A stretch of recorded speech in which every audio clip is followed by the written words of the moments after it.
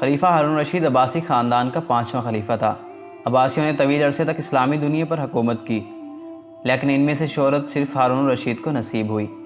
ہارون رشید کے دور میں ایک بار بہت بڑا قحط پڑ گیا۔ اس قحط کے اثرات سمرقند سے لے کر بغداد اور کوفہ سے لے کر مراکش تک ظاہر ہونے لگے۔ ہارون رشید نے اس واقعے سے نمٹنے کے لیے تمام تدبیریں آزما لی۔ اس نے قلعے کے گودام کھول دیے، ٹیکس معاف کر دیے، پوری سلطنت میں سرکاری لنگر خانے قائم کر دیے اور تمام امراء اور تاجروں کو متاثرین کی مدد کرنے کی ہدایت جاری کی۔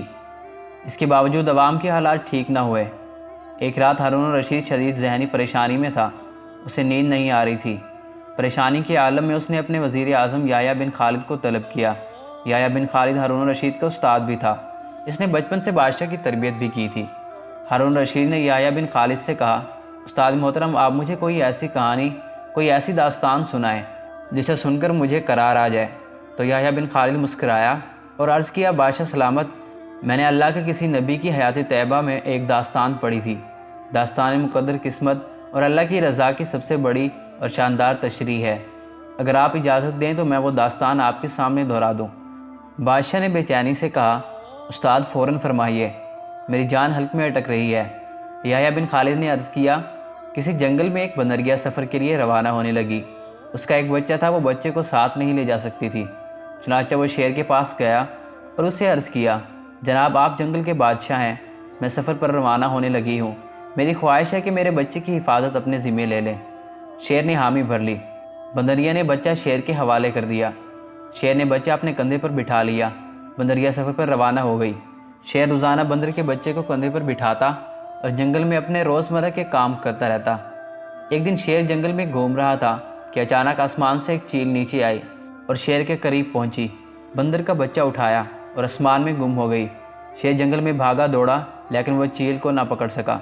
یحییٰ بن خالد رکا، اس نے سانس لیا اور خلیفہ ہارون رشید سے عرض کیا، بادشاہ سلامت، چند دن بعد بندریا واپس آئی اور شیر سے اپنے بچے کا مطالبہ کر دیا۔ شیر نے شرمندگی سے جواب دیا، تمہارا بچہ تو چیل لے گئی ہے۔ بندریا کو غصہ آ گیا اور اس نے چلا کر کہا، تم کیسے بادشاہ ہو، ایک امانت کی حفاظت نہیں کر سکے، تم اس سارے جنگل کا نظام کیسے چلاؤ گے؟